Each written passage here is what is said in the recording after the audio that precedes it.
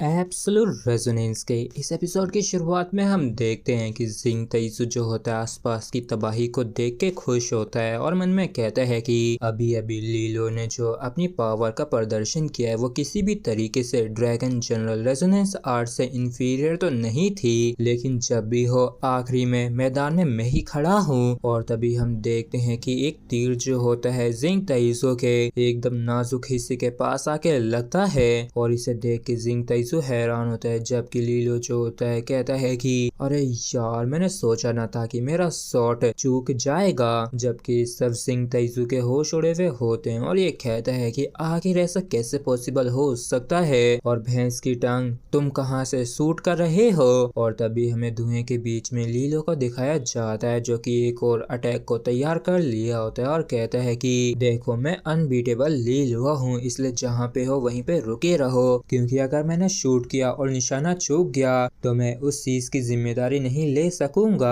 और हाँ बिल्कुल भी मूव मत करना क्योंकि अभी मेरे हाथ जो है कांप रहे हैं और वास्तव में तुम्हारा वो जो 9th ग्रेड विड रेजोनेंस है काफी पावरफुल है, लेकिन अभी मेरी जो वाटर और वुड रेजोनेंस है वो ज्यादा तेजी से रिकवर कर रही है। तो जिंग तैजू जो होता है ये भी अपने टोकन को क्रश करते हुए कहता है कि लीलो कमीने कहीं के, बस तुम इंतजार करना। और जैसे जिंग तैजू अपने टोकन को क्रश करता है तो ये भी एलिमिनेट होकर यहाँ से बाहर जाने लगता है और इसके यहाँ से जाते लीलो भी राहत की सांस लेते हुए कहता है कि आखिरकार इसको डरा के भगा ही दिया और सोचा न था कि ये काम कर जाएगा। और हम देखते हैं कि लीलो भी काफी बुरी हालत में पड़ा होता है और ये कहता है कि जिंग तैजू तुम्हें सच में अपने मेंटल रिसाइलेंस के ऊपर काम करने की जरूरत है और वाकई में मुझे काफी दर्द हो रहा है, सच में काफी ज्यादा, और यहाँ तक कि मेरे हाथ जो है वो भी टूटने वाले हैं। और वैसे तो ये बिल्कुल भी आसान नहीं था, लेकिन जो भी हो मैं आखिरकार जीत ही गया। और इस तरीके से जो 1 स्टार अकेडमी का कंपटीशन जो होता है वो कंक्लूजन पे आ जाता है क्योंकि फाइनल विक्ट्री को लीलो ने सिक्योर कर लिया था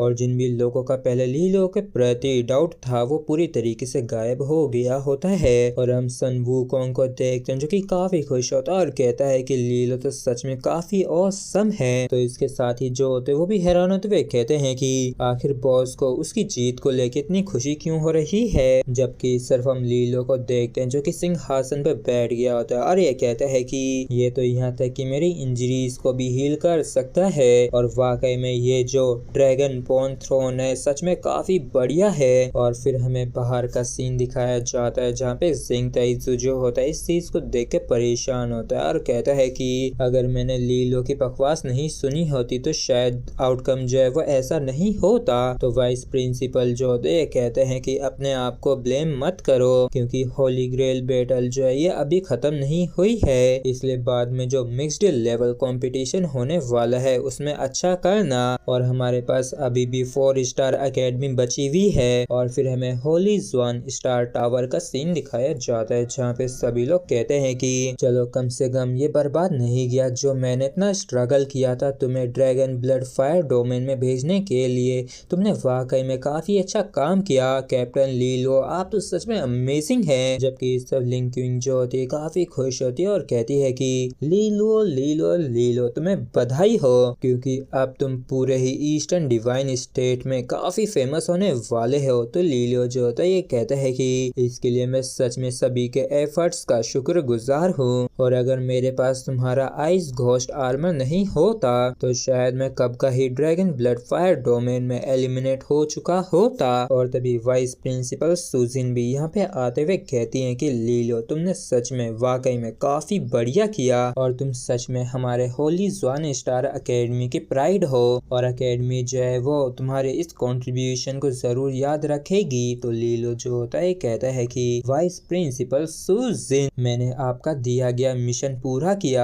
जबकि प्रिंसेस लेन जो होती है ये कहती हैं कि लीलो देख के ऐसा लगता है कि इस बारी तुम लोग एक लेजेंडरी काम करने वाले हो जिसे सरपास कर पाना पूरी तरीके से नामुमकिन होगा। इस चीज को सुन के लीलो भी चौंक जाता और कहता है कि प्रिंसेस लॉन्ग आखिर ये लेजेंड क्या है। तो प्रिंसेस लॉन्ग जो होती है बताती है कि तुम दोनों का एक एंगेज्ड कपल है और तुम दोनों ने ही स्ट्रॉन्गेस्ट होने के टाइटल को सिक्योर किया है तो ये लेजेंड ही हुआ ना। और तभी हम देखते हैं कि वॉर्टेक्स जो होता है ये दोबारा से रिएक्ट करने लगता है। तो ऐसा लिखता है कि जियांग सिस्टर गोंग और रेड लोटस जो है ये दोनों ही लौट आए हैं। और बाहर आते ही दूसरी होंगलियान जो होती है दूसरी बेजुबान पे भड़कते हुए कहती है कि तुम बच्चे लड़के कहीं के, क्या तुम वापिस से पीट के सबसे पीछे रह गए। और तभी लीलो जो होता है क्विंगर को यहाँ पे देख के चौंक जाता है, तो क्विंग भी मतलब जियांग क्विंग भी से देख के चौंक जाती है और कहती है कि लीलो आखिर तुम्हारी हालत ऐसी कैसे हो गई, क्या तुम हार गए। और इस चीज को सुन के लीलो की बोलती बंद हो जाती है, जबकि सभी लोग तारीफ करते हुए कहते हैं कि जियांग सिस्टर तो वाकई में काफी कूल हैं, इन्होंने तो यहाँ तक कि अपने कपड़ों को भी गंदा नहीं होने दिया।